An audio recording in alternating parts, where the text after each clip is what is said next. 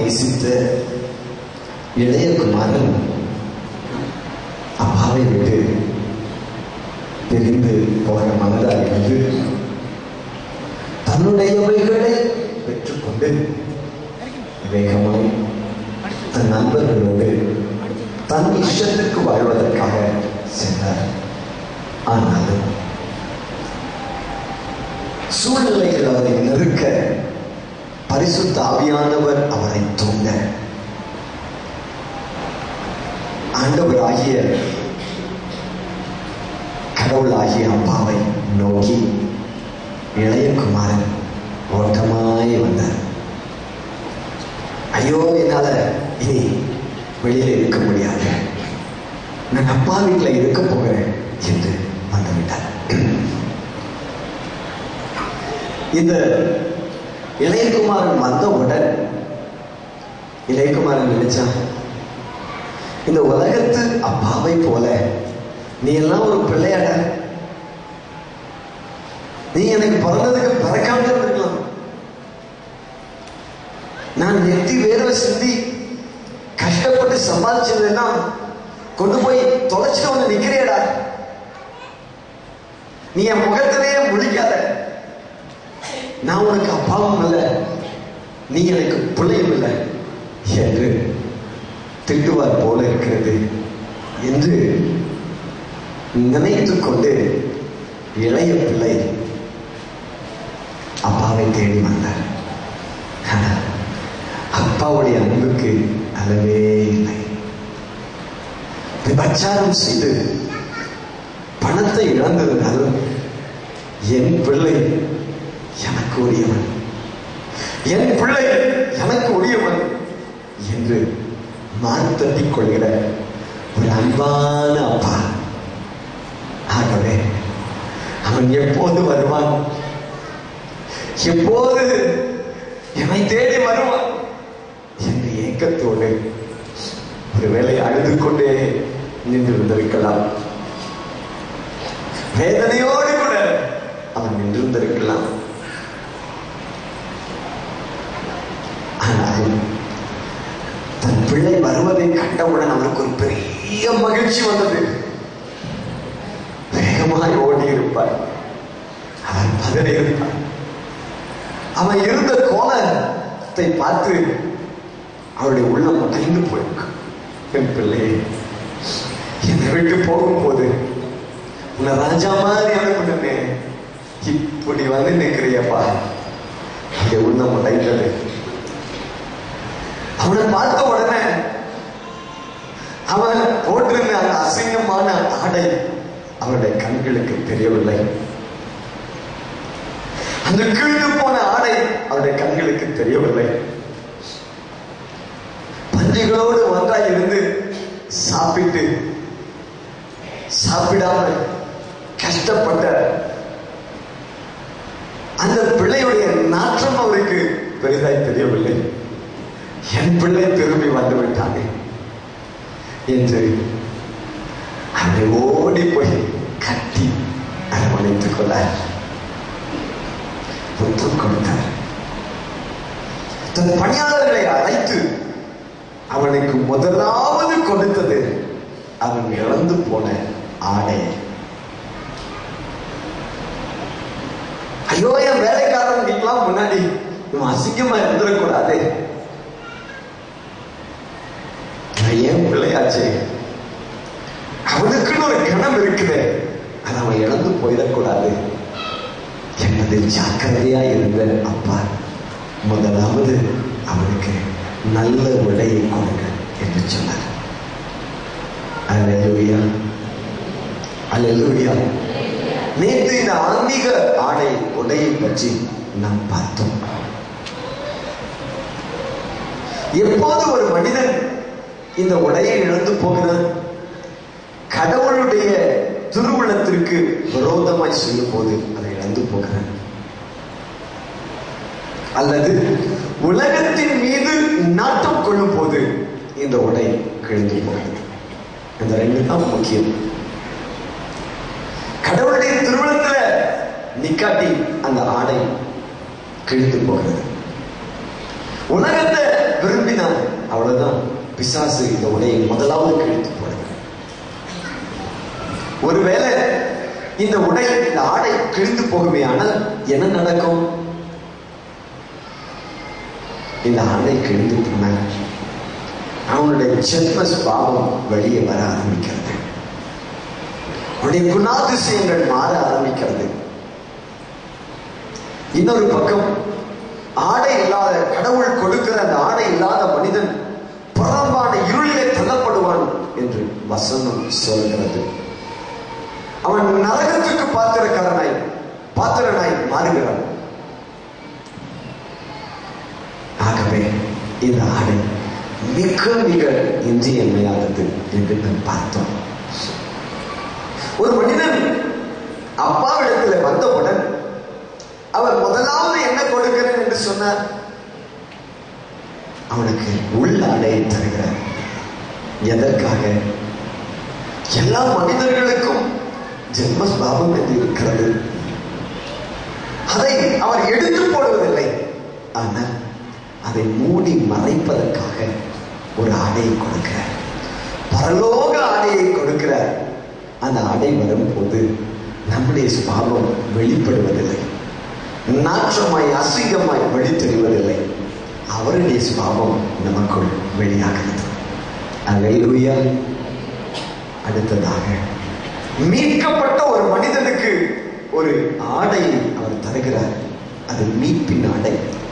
அதை எதை குறிக்கிறது? பொல்லாத அழகின் இடத்திலிருந்து இவன் மீட்கப்பட்டிருக்கிறான் என்பதை காண்பிப்பதற்காக கடவுள் அப்பா ஒரு ஆடையை தருகிறார். அதைத்தான் நேற்றைய தினத்திலே நாம் பெற்றுக்கொண்டோம். அல்லேலூயா. எல்லாம் சொல்லுங்க, அல்லேலூயா, அல்லேலூயா, அல்லேலூயா. சரி, சில வசனங்களை நாம் இப்பொழுது வாசிக்க கேட்போம். ரோமர் 13ஆம் அதிகாரம் 14வது வசனம். ரோமர் 13வது அதிகாரம் 14வது வசனம். தூண்டும் நாட்டங்களுக்கு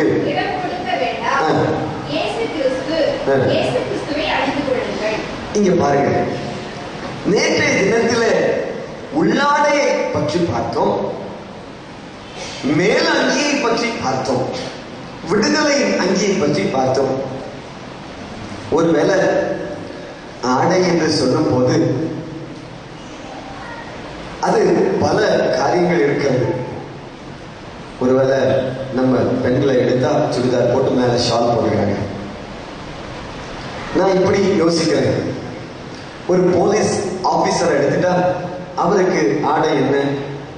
அவருடைய சட்டை, பெல்ட், அவருடைய பேண்ட், மேல போடக்கூடிய தொப்பி.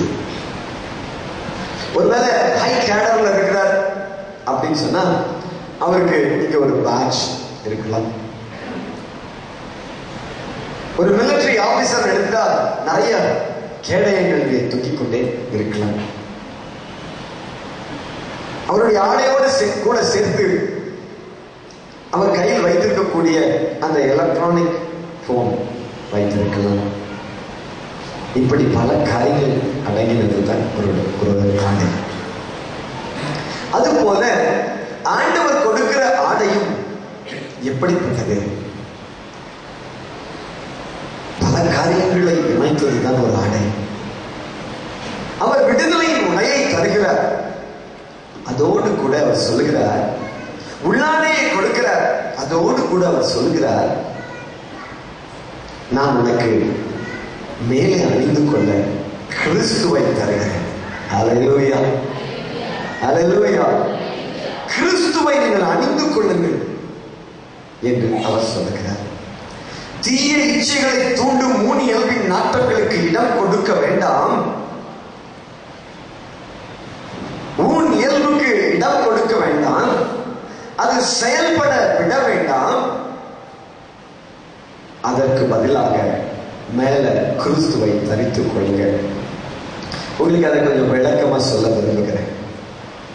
உள்ளாடை என்று நாம் சொன்னோம், அது மறைப்பதற்கு மட்டும்தான். ஆனா இந்த ஊன் இயல்பு என்ன செய்யும்னா அது செயல்படும் தன்மையை உடையது. அல்லேலூயா. நான் எப்படி சொல்றேன் பாருங்க. ஒரு ட்ரிங்க்ஸ் சாப்பிடுறவருக்கு முதலாவது அவருடைய ஊன் இயல்பு என்ன சொல்லணும்னா அதை சாப்பிடணும் அப்படிங்கிற எண்ணத்தை கொண்டு வரும். அதுக்கு நம்ம அனுமதி கொடுத்துட்டோம் அப்படின்னு சொன்னா அதையும் தாண்டி கடைக்கு போய் வாங்க வைக்கும். இப்ப உள்ளத்துல நினைக்கிறது ஒன்று, வெளியில செயல்படுவது இரண்டாவது. முதல்ல மனதில் நினைக்கிறோம், இரண்டாவது செயல்படுத்துகிறோம். இந்த ஸ்பாவத்தை மறைப்பதற்காக உள்ள ஆடையை கொடுக்கிறார். இந்த ஸ்பாவம் செயல்பட்டு விடாதபடிக்கு நமக்கு கிறிஸ்துவை அணிந்து கொள்ள கொடுக்கிறார். அல்லேலூயா. இப்ப நான் சொல்றேன், கோபம் என்று வைத்துக் கொள்வோம். எல்லா மனிதருக்குள்ளும் அந்த கோபம் இருக்கத்தான் செய்யும். அவனுக்குள்ள அப்படி கலந்து கொண்டு இருக்கும். ஏதோ ஒரு தப்பு நடந்துட்டா, அவனுக்கு பிடிக்காதது நடந்துட்டா உள்ளுக்குள்ள அடித்துக் கொண்டிருக்கும். இதை மறைப்பதற்காக, இது வெளிப்படாதபடி மறைப்பதற்காக ஆண்டவர் என்ன செய்கிறார்? உள்ள ஆடையை தருகிறார். நம்மளை பார்த்தாலே சில சொல்லுவாங்க, ஐயா அவளா கோபக்காரியாச்சே,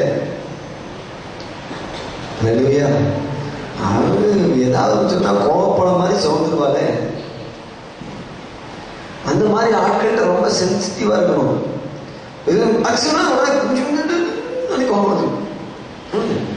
அது எங்கதான் இருந்து வரும்னே தெரியாது. அது ஊற்று மாதிரி பொங்கி பொங்கி நம்மளாம் பாடல, பரிசுத்தாக பொங்கி பொங்கி பொங்கி பொங்கி பொங்கி பொங்கி பொங்கி வழியுதே. அது மாதிரி கோபம் பொங்கி பொங்கி பொங்கி பொங்கி பொங்கி பொங்கி பொங்கி பொங்கி பொங்கி பொங்கி வழியில மூடுதே எல்லாத்தையும். Sometimes it happens. அந்த கோபத்தின் சுபாவத்தை அப்படியே மறைத்து விடுகிறார். நான் சில சமயம் நான் அடிக்கடி சொல்லுவேன், சிலர் கோபத்தை அடக்கிட்டு இருப்பாங்க. அவங்க அதெல்லாம் செய்வாங்க. கோபம் வந்த உடனே யாராவது சொல்லி கொடுத்துருப்பாங்க, 1 2 3 சொல்லுங்க, 10 வரைக்கும் சொல்லுங்க, கோபம் காணாம போயிடும். இவங்க சொல்ல ஆரம்பிச்சிருப்பாங்க, கோபம் வந்திருக்கும். யாராவது ஒருத்தர் அவங்களை டென்ஷன் பண்ணிட்டு இருப்பாங்க. இவங்க அந்த கோபத்துல 1 2 3 நான் அடக்கி பார்க்கிறேன் 4 5 6 10 வரும்போது என்ன நடக்கும் உங்களுக்கே தெரியும். அடக்கி வச்சது அத்துணையும் பட்டாரம் பிடிச்சு முன்னாடியே காமிச்சிருந்துக்கலாம், லேசா போயிருக்கும், பாத்திரம் உடைகிற அளவுக்கு. அல்லேலூயா. இப்போ இந்த கோபத்தை, அந்த சுபாவத்தை மூடுவதற்காக ஆண்டவர் ஆடையை கொடுத்துட்டு, இந்த கோபம் செயல்படாதபடி இருப்பதற்காக கிறிஸ்துவை நமக்கு மேல போட்டுறார். அல்லேலூயா. Praise the Lord. அது போட்டுட்டா நம்மளால செயல்பட முடியாது. Praise the lord. அல்லேலூயா. எனக்கு கடந்த நாட்கள்ல இந்த லென்ட் டேஸ் வந்த போது தொடர்ந்து ஊழியர்கள் தமிழ்நாட்டின் பல பகுதிகளுக்கு சென்று ஒரு வாரத்தில் 4 இடம் 5 இடம் என்று சொல்லி பல ஊர்களுக்கு சுற்றி ஆண்டவரை பற்றி சூறாவளி பயணமாய் சென்றிருந்தோம். ஏற்கனவே பல நாட்களாய் ஓய்வின்றி நான் பேசுகிறபடியால் டாக்டர்கிட்ட எப்போ போனாலும் சொல்லுவாங்க, உங்களுடைய தொண்டை திக்கனிங்கா இருக்கு, நீங்க அமைதியா இருக்கணும், பேசக்கூடாது. என்னால முடியாத ஒரு காரியம் அது. பேசுறதா நம்ம தொழிலே டாக்டர் அப்படின்னு சொன்னா அதெல்லாம் தெரியாது, நீங்க பேசக்கூடாது. சரி, இந்த டாக்டர் என்னடா சும்மா பேசக்கூடாதுன்னு சொல்றாரு. வேற டாக்டர்கிட்ட போனா அவரும் பேசக்கூடாது, நீயும் வேண்டாம். இன்னொரு டாக்டர்கிட்ட போனா அவரும் நீ பேசக்கூடாதுங்க. அதனால பழைய டாக்டர்கிட்டே வந்து சொல்லுங்க, என்ன பேசக்கூடாதுன்னு சொல்றீங்களா, சரி இப்படின்னு சொல்லி நம்ம போய்கிட்டே இருந்தோம். ஒரு குறிப்பிட்ட சமயம் வந்த போது இந்த லென்டேஸ்ல ரொம்ப அதிகமான ஊழியர்கள் வர எங்க போனாலும் பேச வேண்டியிருக்கு. இங்க பாருங்க, அருமையான ஸ்பீக்கர், நான் மெதுவா பேசினா போதும். பல சர்ச்சுக்கு போகும்போது சில சமயம் ரோட்டோரங்களில் நின்று சிலுவை பாதைகளை நாம் நடத்தும் போது அங்க ஸ்பீக்கர் கரெக்டா இருக்கணும்னு அவசியம் கிடையாது. எல்லா சர்ச்சிலையுமே கரெக்டா இந்த மாதிரி மானிட்டர் வச்சு நிதானமா பேசினாலே அழகா கேட்பது போல இருக்கணும்னு அவசியம் கிடையாது. அதனால ஒவ்வொரு இடத்துலயும் ஒவ்வொரு மாதிரி கத்த வேண்டியிருக்கும். நம்ம பேசுறது நமக்கு கேட்காது. நம்ம பாருங்க, அந்த கடைசி ஜபம் வந்தா உடனே சத்தம் போடுவோம். பாம்பேக்கு போனோம்னு வச்சுக்கோங்க, அவ்வளவுதான்.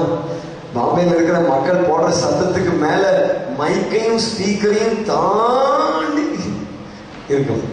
அதுல நம்ம கத்தி கத்தி கத்தி இந்த தொண்டை இருக்கக்கூடிய இந்த வோக்கல் கார்டு வசி அதுல ஒரு நாடூல் ஒன்று வந்தது, ஒரு புண்ணு போல ஒன்று வந்துருச்சு.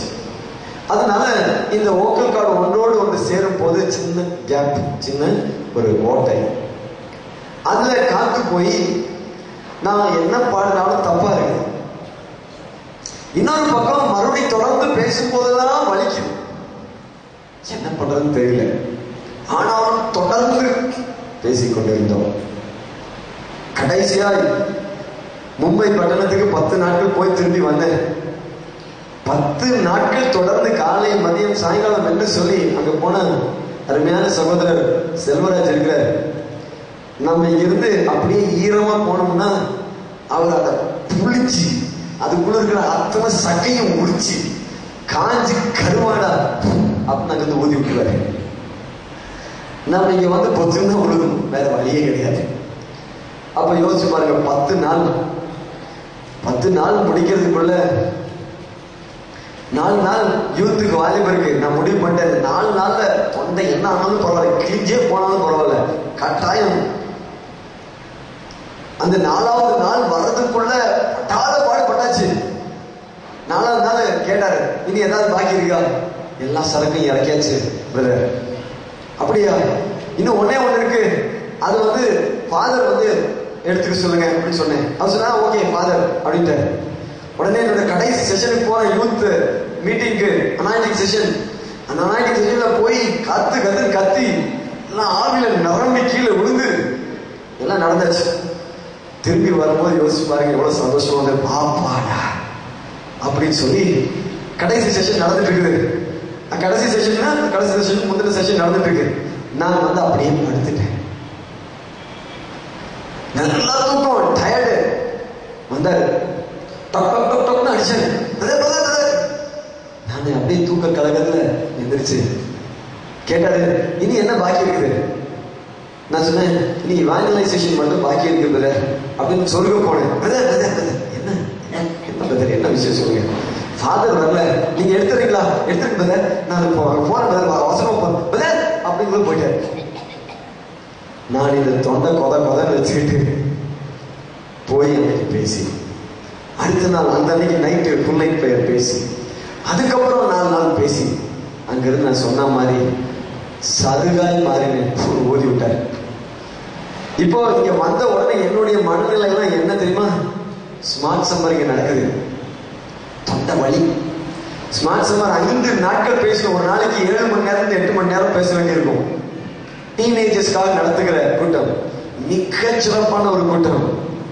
அதுல கலந்து கொண்ட ஆட்கள் எல்லாம் ஆண்டவருக்காக தன்னை அர்ப்பணிக்க வேண்டும் என்று எழுதினார். வாரியவர்கள் உங்களை எப்படி வந்தாங்க?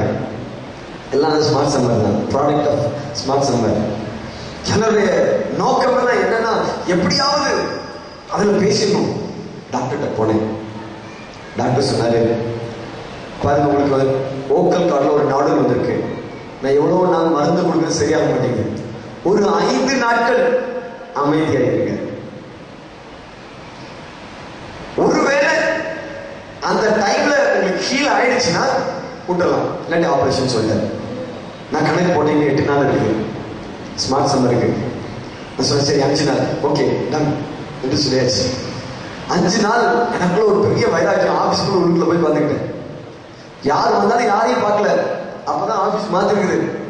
எல்லாம் பேப்பர் தான், வீட்டு வீட்டா பேப்பர். யார் வந்தாலும் எழுதி காமிப்பேன். 5 நாள் திங்ஸ் இங்க வைக்கணும், திங்ஸ் எடுங்க, திங்ஸ் எடுங்க, திங்ஸ் கீழே வைங்க, திங்ஸ் கீழே வைங்க. ஆனா அதை தொடங்க இப்படி எழுதி காமிச்சு காமிச்சு காமிச்சு 5 நாள் ஓட்டியாச்சு. 5வது நாள் பேசணும். எனக்கு அந்த டாக்டர்கிட்ட போறதுக்கு முன்னாடியே என்னால் ஆர்வம் தாங்க முடியல. பாடி பார்த்தா கண்டுபிடிச்சிடலாம். உடனே நான் பாடுறதுக்காக அந்த ஆறுகளை போட சொன்னேன். ஆறுகளை காடு பிடிச்சு ஒரு பாட்டு ஒன்று பாடினேன். ஆனா எனக்கு எதுவும் சரியான மாதிரி தெரியல. அப்ப நான் நினைச்சேன் ஓகே ஒரு 5 நாளா நம்ம வந்து இப்படி பேசாம இருக்கிறோம்ல, அதனால வரமாட்டேங்க உடனே அப்படின்னு நினைச்சிட்டு பைக்ல போறேன் எங்க டாக்டரை பாக்குறது. டாக்டர் என்ன சொன்னார், 5 நாள் பேசாம எங்கிட்ட தான் வந்து பேசணும் அப்படின்னு சொல்லிக்கிறாரு. இப்ப நான் ஆனாலும் எனக்கு பொறுமை இல்லை. வண்டியில போற வழியில ஒரு ஹைட் டோன் பாட்டு ஒன்று பாடின போது அது என்னமோ இந்த ஓடி போய் வலிக்கி விழுந்த மாதிரி கலக்கனாச்சு. அதான் ஆன உடனே எனக்குள்ள ஒரு பெரிய பயம். டாக்டர்கிட்ட போனேன். அவர் வாயை திறந்து உள்ளுக்குள்ள ஒரு கம்பி உள்ளுக்குள்ள விட்டு பார்த்த உடனே சொன்னாரு, வேற வழி இல்லை ராஜேஷ், ஆபரேஷன் பண்ணிக்கிறீங்களா அப்படின்னு. உடனே எனக்கு உயிரே போச்சு. இன்னும் 3 நாள் தான் இருக்கு ஸ்மார்ட் சம்மருக்கு. எப்படி நான் கேட்டேன் அவர்கிட்ட, சரி ஆபரேஷன் பண்ண நான் பேச முடியுமா? அதான் பேசலாம். இப்பெல்லாம் என்ன அது ரொம்ப சிம்பிள் தான். நீங்க சாயங்காலமே நீங்க பேசிக்கலாம். அப்படியா, சாயங்காலமே பேசிக்கலாமா? ஒரு 2 நாள்ல கொஞ்சம் நேரம் பேசணும். பேசுங்க, நிதானமா பேசணும். 2 மணி நேரம் வேணா பேசிக்கலாம். ஒரு 2 மணி நேரம் பேசலாமா? ஓகே, நாளைக்கு காலையில் ஆபரேஷன் வச்சுக்கலாம். யார்கிட்டையும் கேட்கல, நான் தான் தனியா போனேன். சொல்ல நாளைக்கு காலையில் ஆபரேஷன். அடுத்த நாள் காலையில அந்த மயிர் கத்திரிக்கிறதுக்கு ஆட்டை கொண்டு போவது போல என்னை கொண்டு போய் டாக்டர் விட்டாங்க. என் ஆடையெல்லாம் முடிச்சு அவங்க ஒரு ஆடையை போட்டு நான் 2ஐயும் பிடிச்சிட்டு போய் நின்றுட்டாங்க. அட ஆபரேஷன் பண்ண போறீங்க, சரி அட சீக்கிரமா பண்ணுங்க அப்படின்னு சொன்னா டாக்டர். அப்பதான் வேற யாருக்கோ ஆபரேஷன் பண்றாரு. அங்க ஒருத்தருக்கு பக்கத்துல படுக்க வச்சிருக்கிறாரு. அதை பார்த்தோன்னா எனக்கு கிளி கிளம்பிடுச்சு. என்னன்னா படுக்க வச்சிருக்கிறவரை தட்டி எழுப்பினாரு. அவர் எந்திரிச்சாரு. என்னன்னா எல்லாத்துக்கும் மூக்குல ஒரு ஓட்டையில காணுமே அப்படின்னு பாக்குறேன். அவரு டாக்டர் அவரை உட்கார வச்சு மூக்குல இருந்து இப்படி விடுனாரு. இழுத்துட்டே இருந்தா வந்துட்டே இருக்குது. என்னன்னா அது பெரிய பட்டமே விட்டுருவாரு போல இருக்குது. அடுத்தது இந்த மூக்குல இருந்து இழுத்தாரு. இந்த மாதிரி நம்மளை என்ன பண்ண போறாரோ தெரியலையே அப்படின்னு நினைச்சேன். அவங்க அங்க போன உடனே ஆபரேஷன் ரொம்ப நேரம் வெயிட் பண்ண வச்சு கடைசியா கொண்டு போய் ஆபரேஷன் தியேட்டர்ல படுக்க வச்சாங்க. டாக்டர் என்கிட்ட பேசிட்டே ஒரு சின்ன ஒரு ஊசி ஒண்ணு போட்டாங்க. ஊசி போட்டாரு. ஒன்றும் இல்லை ராஜேஷ், உங்களுக்கு எல்லாம் சரியாது, you will be all right, உங்களுக்கு நீங்க உங்களை மறந்துடுவீங்க, உங்களுக்கு ஒரு ஊசி போடுறேன், அதோட நீங்க மறந்துடுவீங்க அப்படின்னு சொல்லி பேசிட்டே போட்டிருந்தாரு. அப்படியே போட்டதான் தெரியும். அப்படியே பார்த்துட்டோம் நம்ம. முடிச்சதுக்கு அப்புறம் டாக்டர்கிட்ட கேட்டேன், என்ன பண்ணீங்க, எப்படி ஆபரேஷன் பண்ணீங்க, தொண்டைக்கிட்டே அறுத்து ஏதாவது பண்ணிட்டீங்களா? இல்ல இல்ல, உங்க வாயை திறந்து வச்சு அதுக்குள்ள கத்தி விட்டு வெட்டி எடுத்துட்டேன். நான் சும்மா இப்படி யோசிச்சேன், ஒருவேளை அந்த ஊசி போடாம என் வாயை திறந்து வச்சு உள்ளுக்குள்ள வெட்டி இருந்தா நான் என்ன பண்ணிருப்பேன்? கடிச்சு வச்சிருப்பேன். வேற ஒண்ணு.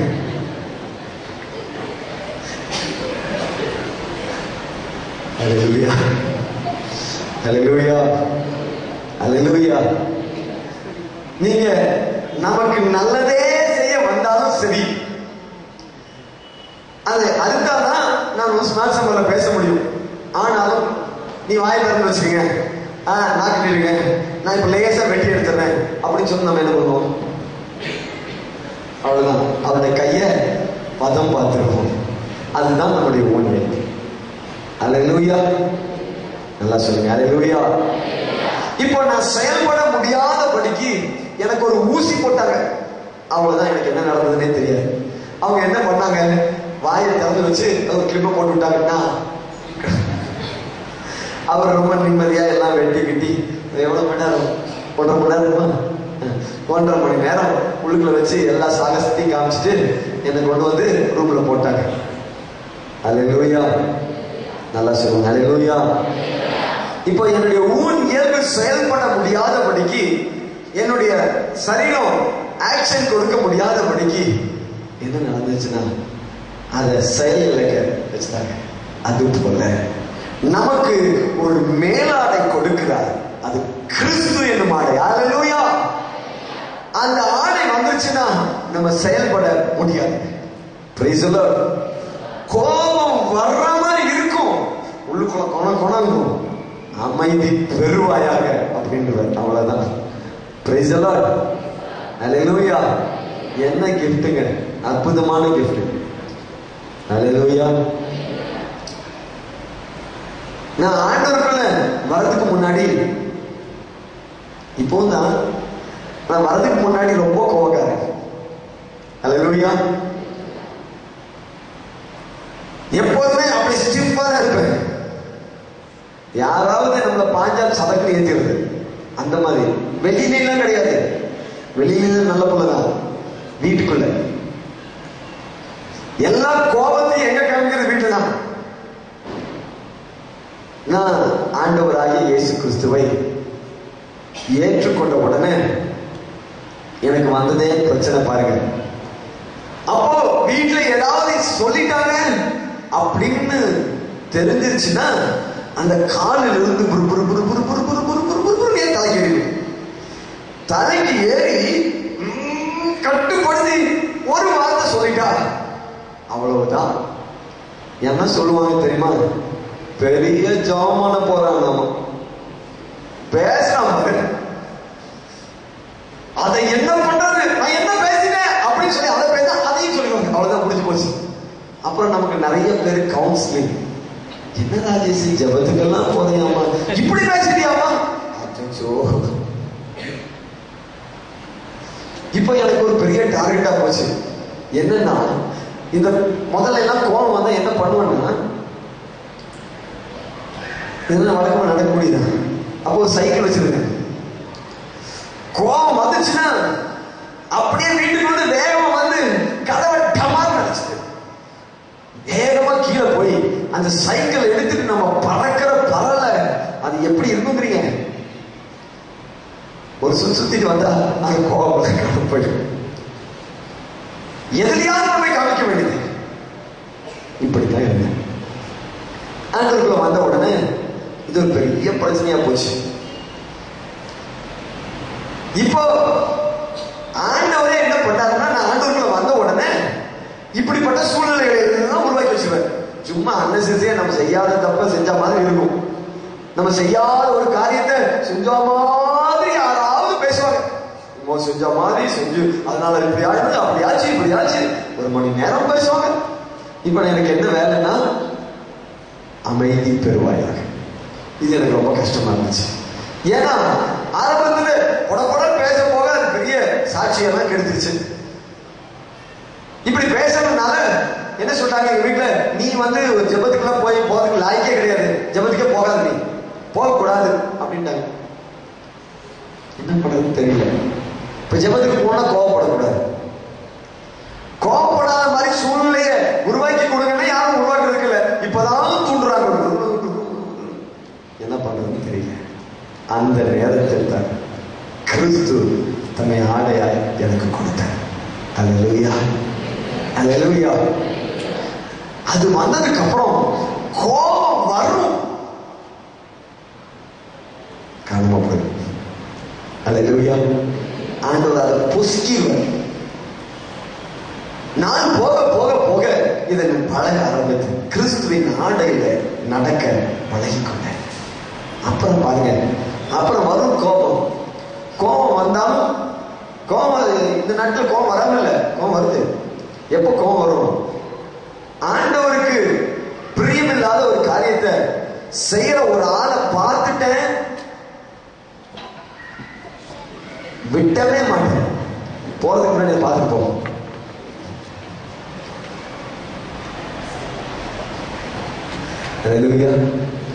நீங்க பாருங்க, இனிமே இனிமே வாக்கிங் போனேன்னா கயிறு போட்டு கட்டிடுவேன். கரெக்டா? நான் சொல்லுவேன், உங்களை பார்க்கலான்ட்டு இருக்கிறேன். சிலர்கிட்ட, எல்லாருமே இல்லை, உங்ககிட்ட பேசணும். அவங்களுக்கு அப்பவே கலந்து போயிருவோம், இன்னைக்கு என்னமோ பிரச்சனை. நான் ஆபீஸ்க்கு வருவேன், வரும்போது என் முகத்தை சிலர் பார்ப்பாங்க, இவர் எப்படி வர்றாரு. அவ்வளவுதான், என் முகம் மாறி இருந்துச்சுன்னா இல்லைன்னா அங்க பில்டிங்கே இடிச்சு போயிடும். ஆனா எதுக்காகனா ஆண்டவருக்காக. சும்மாவாவது யாராவது வருவாங்க, வந்து சும்மா நம்மளை தூண்டுறதுக்காக, பிரதர் இப்படி பிரதர் அப்படி பிரதர் அப்படிப்பா. அப்படியா? நம்ம எப்படியாவது தூண்டி விடுறதுக்காக எதையாவது சொல்லுவாங்க. செயல்படவே முடியாது. அமைதியாவே இருப்பேன். இப்படி அமைதியா இருக்கிறதுக்கு காரணம் என்னன்னா, கிறிஸ்துவை அணிந்து கொள்வதுதான். அல்லேலூயா. நல்லா சொல்லுங்க, அல்லேலூயா. மாம்ச பாவம் செயல்பட முடியாதபடிக்கு கிறிஸ்து என்னும் ஆடை நமக்கு மேல வந்துருச்சுன்னா அது தடுத்து நிறுத்தும். வாசிப்போம் கொலேசியர் 3ஆம் அதிகாரம் 12வது வசனம்.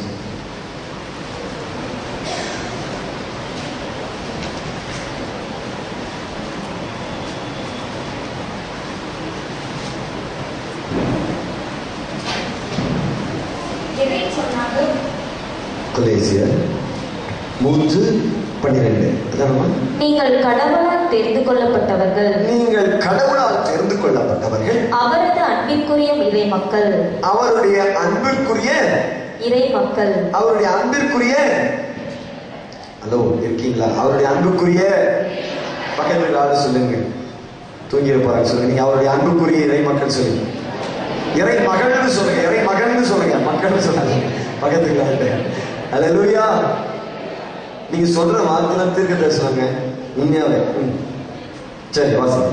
எனவே அதற்கு இசைய பரிவு, இரக்கம், நல்லெண்ணம், மனத்தாழ்மை, கனிவு, பொறுமை ஆகிய பண்புகளால் உங்களை அணி செய்யுங்கள். அணி செய்யுங்கள்னா என்ன? சைக்கிள் செய்யற மாதிரி அணி செய்யறதா? அணி செய்யறதோ? அணினா என்ன? அணிந்து கொள்ளுங்கள், உங்களை உடுத்திக் கொள்ளுங்கள் என்று அவர் சொல்லுகிறார். இதில் எதெல்லாம் உடுத்திக்கணும்னு சொல்லி வசனம் சொல்லுது பாருங்க. இரக்கம், நல்லெண்ணம், மனத்தாழ்மை, கனிவு, பொறுமை ஆகிய பண்புகளால். அப்ப கிறிஸ்துவை அணிந்து கொள்வது என்றால் என்ன? அவருடைய பண்புகளை நாம் அணிந்து கொள்வது. வாசிப்போம் 1 பேதுரு 5ஆவது அதிகாரம் 5வது வசனம்.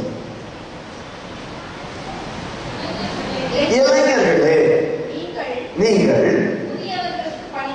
முதியவர்களுக்கு பணிந்திருங்கள். ஒருவர் மற்றவரோடு பழகும் போது எல்லாரும் மனத்தாழ்மையை ஆடையாய் அணிந்திருங்கள். அல்லேலூயா. அப்ப இந்த குணங்களை நீங்க ஆடையாக அணிந்து கொள்ள வேண்டும். கலாத்தியர் 5ஆம் அதிகாரம் 22-23. அங்க ஒரு ஆவிக்குரிய ஆடையை பற்றி விவிலியம் சொல்லுகிறது. சீக்கிரம் வாசிங்க. தூய ஆவியின் கனியோ அன்பு, மகிழ்ச்சி, அமைதி, பொறுமை, பரிவு, நன்னயம், நம்பிக்கை, கனிவு, தன்னடக்கம் என்பவை ஆகும். அல்லேலூயா. இந்த 9 கனிகளும் 9 அழகான ஆடை என்று நாம் சொல்லலாம். அல்லது ஒருவேளை உங்களுக்கு ஒரு ட்ரெஸ் கொடுக்குறாங்க. இப்ப இந்த மாதிரி ஒரு சட்டை இருக்கு. இந்த சட்டையில இந்த காலர் வந்து சிகப்பு, சட்டை வந்து வெள்ளை, பாக்கெட் வந்து பச்சை, பட்டன் சிகப்பு, இந்த பட்டி மஞ்சள். எப்படி இருக்குங்கிறீங்க?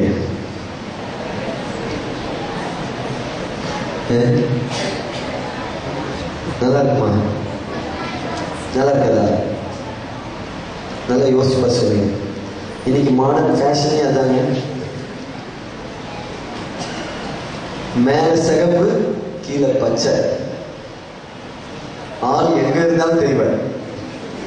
நாமக்கல்ல புறப்பட்ட உடனே ஓ நாமக்கல்ல புறப்பட்டாச்சியா அப்படின்னு சொல்லிடலாம்.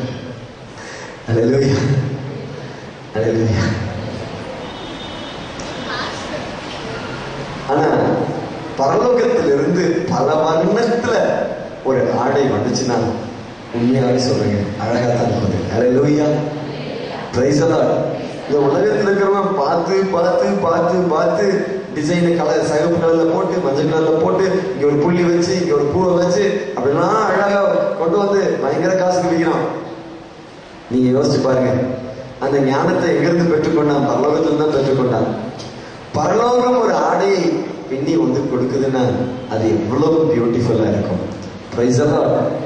அப்படி இந்த 9 கனிகளும் அடங்கின ஒரு ஆடையை அவர் தருகிறார். அந்த ஆடையை தான் கிறிஸ்து என்று அவர் சொல்லுகிறார். Price the Lord. இந்த ஆடை ஒரு மனுஷனுக்கு கிடைச்சிச்சுன்னு வச்சுக்கோங்களேன், he is king. உண்மையாவே சொல்றேன், இந்த உலகத்துல சாதிச்சிடலாம். இந்த உலகத்துல பெரிய காரியங்களை நிகழ்த்திட்டு போயிடலாம். You will be a different person. விவிலியம் என்ன சொல்லுகிறது? நான் உலகத்தார் அல்லாதது போல நீங்களும் உலகத்தார் அல்ல. பாருங்க, இன்னைக்கு இந்த செய்தியை எடுப்பேன். 4 கலர் தான் சொல்லுவேன். 4 தான் சொல்லுவேன். வீட்டுல போய் மீதி 5 படிச்சுங்க. ஆனா ஆண்டவர் இந்த ஆடையை உங்களுக்கு தருவார், கட்டாயமாய் தருவார். அதற்காகத்தான் ஆண்டவர் ஆகிய இயேசு உங்களை இங்க அழைத்து வந்திருக்கிறார். ஒண்ணு நீங்க நல்லா தெரிஞ்சுக்கங்க, இங்க வந்திருக்கிற ஆட்கள் ஒவ்வொருவரும் selected people, very very selected people. நீங்க ஏதோ எதிர்ச்சியா நீங்க வந்ததாக நீங்க நினைக்காதீங்க.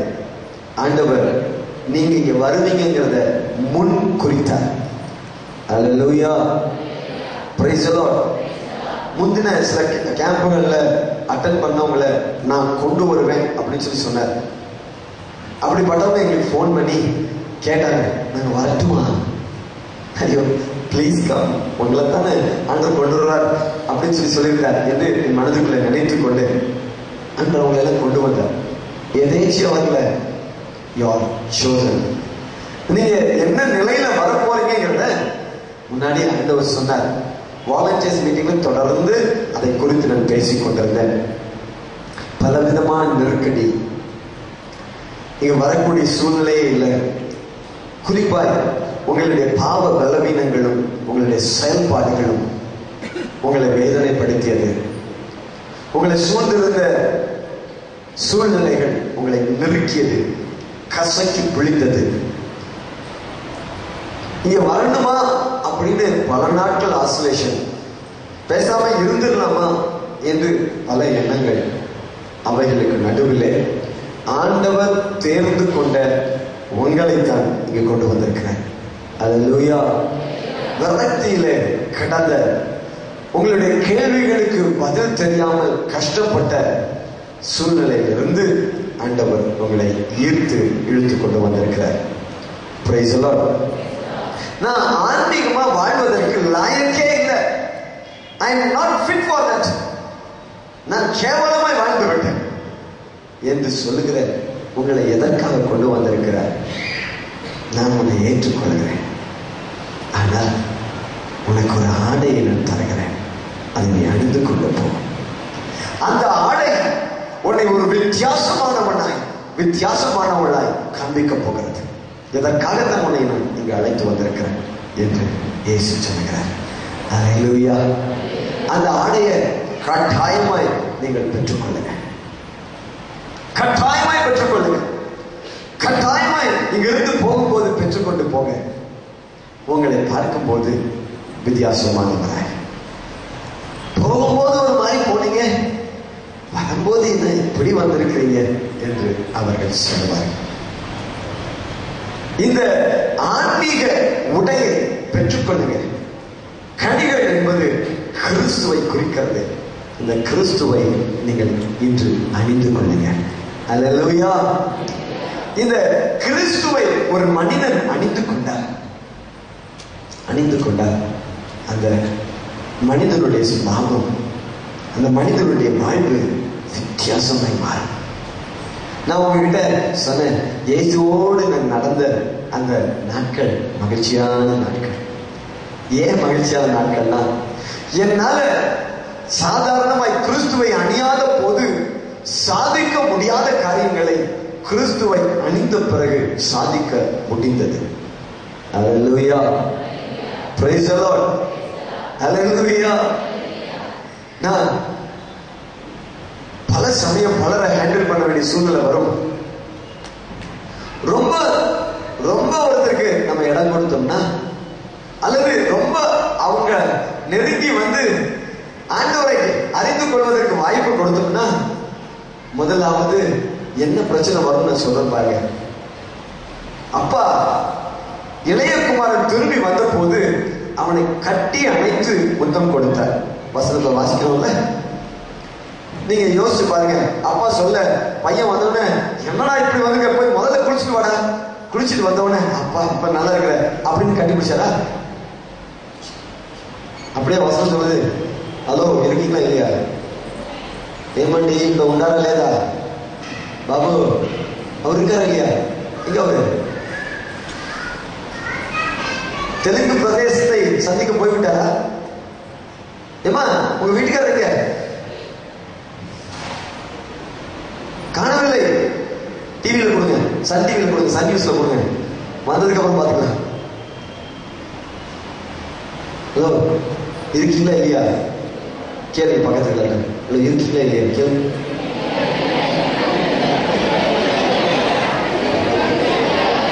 பக்கத்துல விட்டு கேள்வி சொல்லுங்க, பக்கத்துல இருக்கிற ஆண்ட சொல்லுங்க. வெதர் கேட்கறாருல்ல, பேசலாம்ல, சொல்லுங்க சீக்கிரம். கேட்கறாருல்ல, பேசலாம்ல.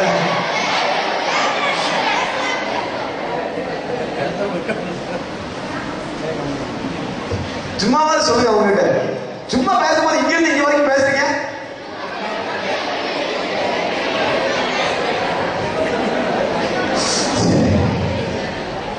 அல்லேலூயா, அல்லேலூயா.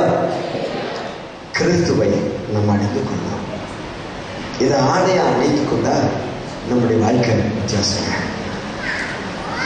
பல சமயங்கள்ல இப்படிப்பட்ட சூழ்நிலைகள்ல பிள்ளைங்க வருவாங்க. இவர் பாருங்க, இவர் அந்த பையனை கட்டி பிடிச்ச உடனே அவன் மேல இருந்து அத்தனை நாளும் இவர் மேலே வந்துருக்கும். ஆமா ரைட். அல்லேலூயா.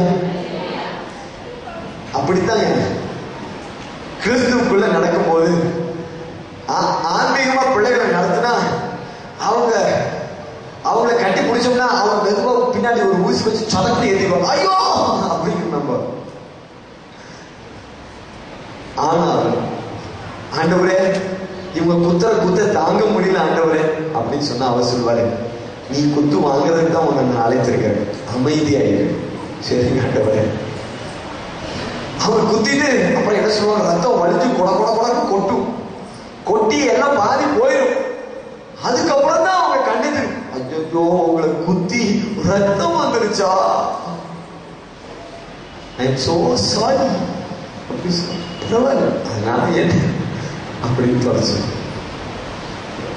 ஆனா நான் பழைய ஆளா இருந்திருந்தா என்ன பண்ணிருப்பேன், ஒரு ஆள் குத்துனா திருப்பி குத்திருப்பேன்.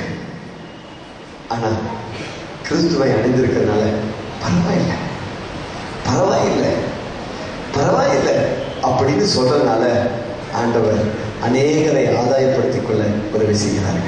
அல்லேலூயா. இந்த குத்துன ஆண்ட குத்து வாங்கி ரத்தம் போட குடிச்சு பாருங்க, அந்த ஆளுதான் உயிரை போல நேசிக்கும், கிறிஸ்துவுக்காக உயிரை கொடுக்க துணியும். அல்லேலூயா, அல்லேலூயா. அதனாலதான் நான் பாடுனேன், உன்னோடு நான் நடந்த நாட்கள் எல்லாம் மகிழ்ச்சியோடு நான் இருந்த நாட்களையா, உன்னோடு நான் நடந்த நாட்கள் எல்லாம் மகிழ்ச்சியோடு நான் இருந்த நாட்களையா, உண்மையான பாசத்தை தேடி நானும் அலைந்து கிடைக்காத போது மனவரை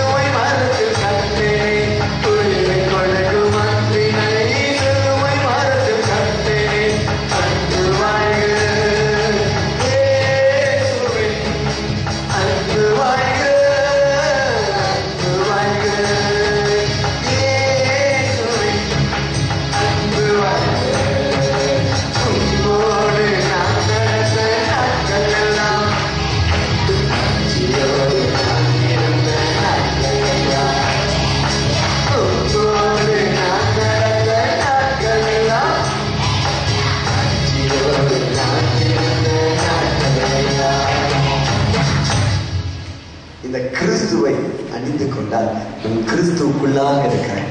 கிறிஸ்து என்னோடு நடந்து வருகிறார். கோபமான சூழ்நிலை அமைதி பெறுவாயாக என்று என்னை அரவணைத்துக் கொள்கிறார். அதனால நான் எவ்வளோ காரியங்களை ஆதாயமாக்கிக் கொள்ள என் ஆண்டவர் உதவி செய்து விட்டார். அல்லேலூயா. இந்த கிறிஸ்துவ இன்னைக்கு உங்களுக்கு கனிகள் கொடுப்பார்.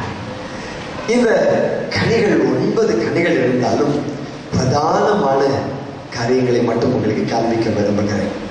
யாரை கொண்டு காண்பிக்க வருகிறேன்? ஒரு அருமையான மனுஷனை வைத்து காண்பிக்க விரும்புகிறேன். முதலாவது தொடக்க நூல் 49வது அதிகாரம் 22வது வசனத்தை வாசிக்க நான் கேட்போம்.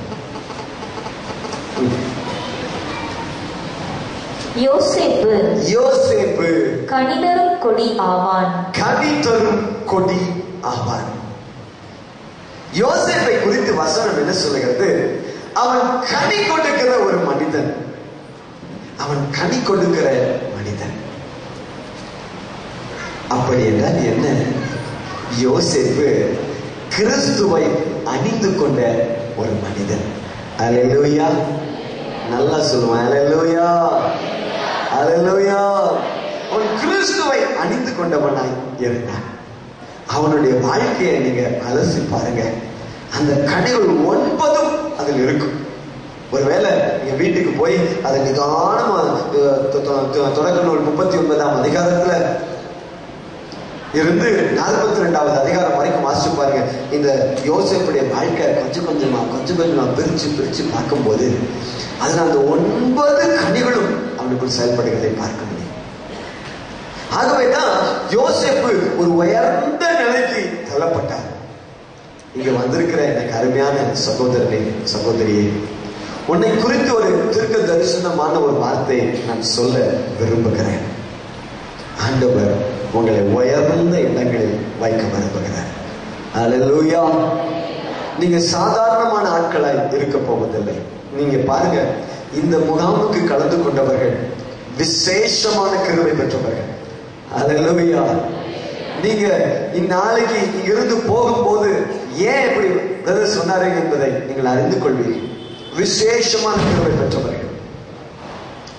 ஆண்டவர் உங்களுக்கு இந்த ஆடைகளை அனுபவித்துத்தான் அனுப்புவார். வந்திருக்கிற அத்தனை பேருக்கு மேலே அந்த ஆடை வந்துருங்க. இந்த ஆடையை பத்திரமா காத்து கொண்ட போதும். 2 விஷயம் தான். உலகத்தை பார்க்காமல் வாழ வேண்டும், இறைவனது திருவுளத்தில் நடக்க வேண்டும். இந்த 2 இருந்தா போதும். இந்த 2 இருந்துச்சுன்னா இந்த ஆடையின் நிமித்தம் நீங்கள் உயர்த்தப்பட்ட ஒரு நிலைக்கு நீங்க போவீங்க. அல்லேலூயா. யோசேப்புக்குள்ள இருந்த அந்த கனிகளை கொஞ்சம் உங்களுக்கு காண்பிக்க விரும்புகிறேன். எடுத்துக்கொள்வோம். தொடக்க நூல் 37வது அதிகாரம் 1லிருந்து 4 வரை இருக்கக்கூடிய வசனம். கானான் நாட்டில் தம் தந்தை தங்கியிருந்த நிலப்பகுதிகளில் யாக்கோபும் வாழ்ந்து வந்தார். யாக்கோபின் குடும்ப வரலாறு இதுவே.